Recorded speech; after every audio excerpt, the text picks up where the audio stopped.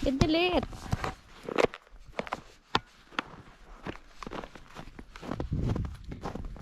Hello mga tao. Nandito kami ngayon sa labas ng cabin. Kami ay maglalakad-lakad. Same procedure, same routine. Ayan si Panda.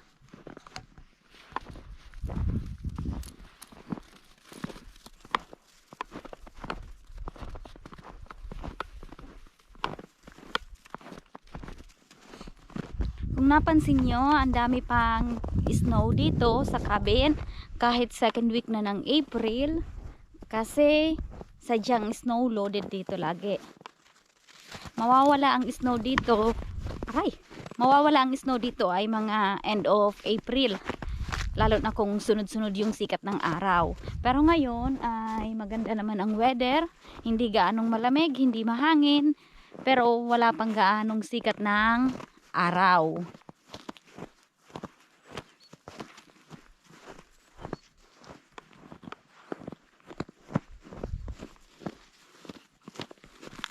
Tapos mamaya na naman na gabi, base sa balita ay mag-snowing daw.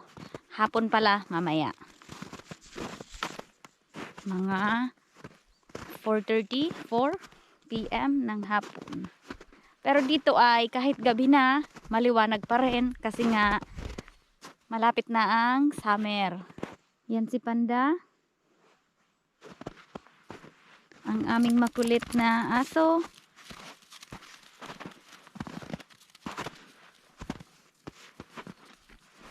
Mag-ikot-ikot tayo dito.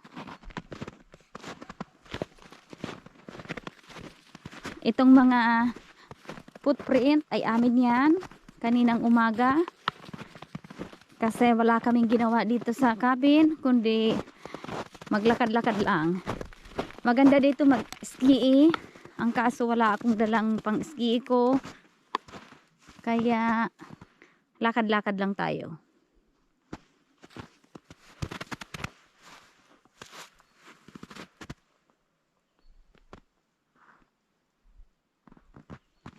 Malambot pa dito ang snow. Ayan, kung napansin nyo, oh, snow pa talaga. Hindi pa siya yung matigas na yellow. Kasi nga, dito ay talagang nag-i-snow pa. Snowing pa. Pabugso-bugso. Hindi kagaya doon sa bahay. Sa bahay, yung snow doon ay luma na yon. Kumbaga matigas na kasi tambak na lang yon. Kung napansin nyo dito sa place na to, kaunti na lang yung kahoy. Hindi kagaya nung dati, nung mga nauna kong vlog, lalo na nung unang bili pa lang yung cabin, ang daming kahoy. Tapos ngayon, nung nakaraang buwan, ipinaputol nila kasi nga mas maganda yung kaunti na lang yung kahoy.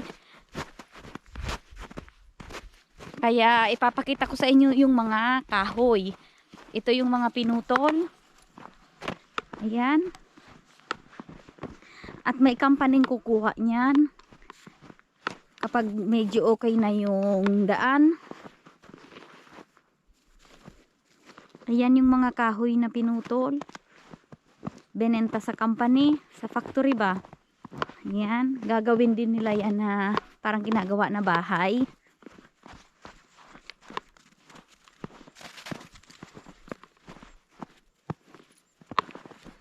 Ang dami.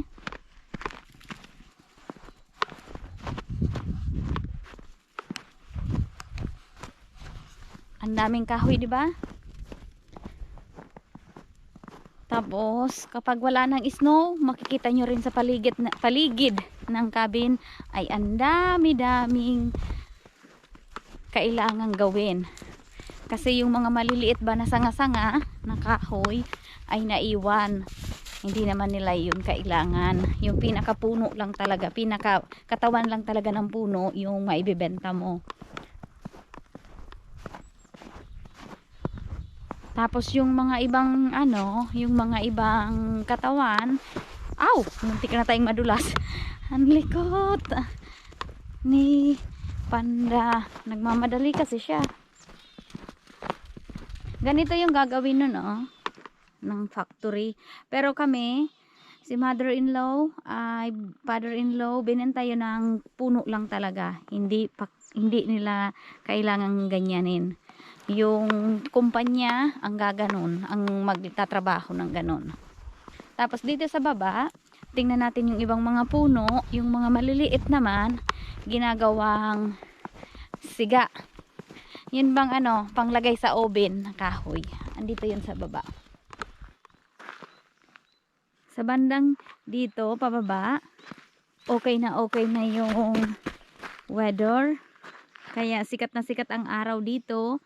Kitang-kita mo na natutunaw na talaga yung snow.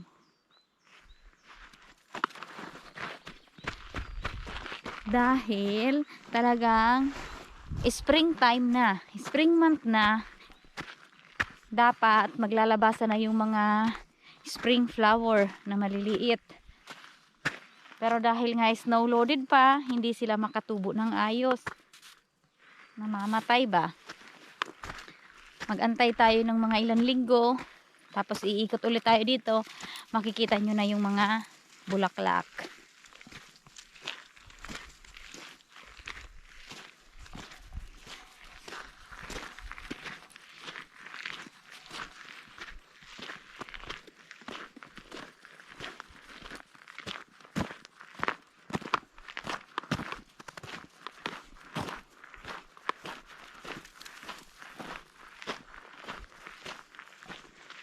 Ayan yung machine na kumbaga sa tao tagabuhat ng mga kahoy.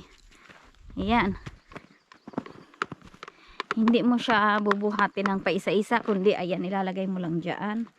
Tapos ito yung gatong na sinasabi ko. Ayan. Hindi ako sigurado kung 700 or 800 NOK yung isang bundle. Basta binibenta yan. Come here, pada. Tapos ito, yung mga maliliit, panggatong. Sariling gamit kasi ano, masyado siyang maliliit.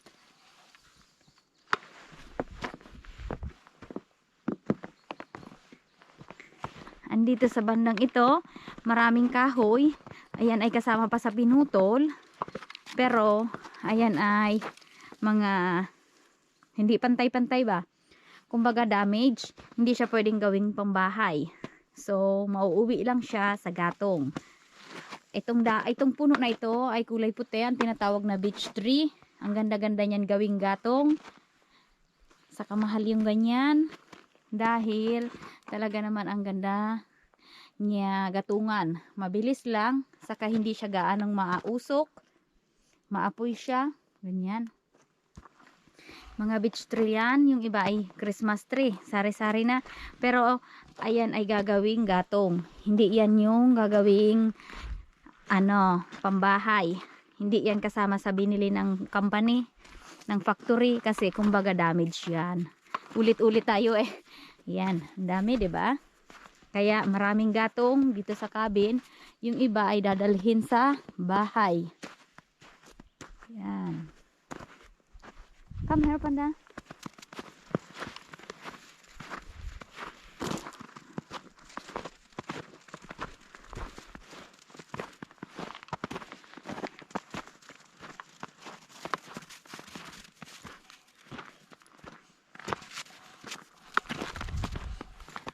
Ito yung routine namin ni Panda. Pag andito sa cabin, maglakad ng 3 o 4 na beses sa buong maghapon. Kapag ano lang naman, summer or ganitong spring na. Pero kapag winter, 2 beses lang na naikot. Kasi maraming snow. Saka madilim, mabilis dumilim. Ngayon kasi, kahit gabi na, ay pagkaganda-ganda pa ang liwanag. Hanggang 9 PM or 8:30, ganon. Kitang-kita mo pa ang paligid. Pwede ka pa makapagpa-picture ng walang ilaw.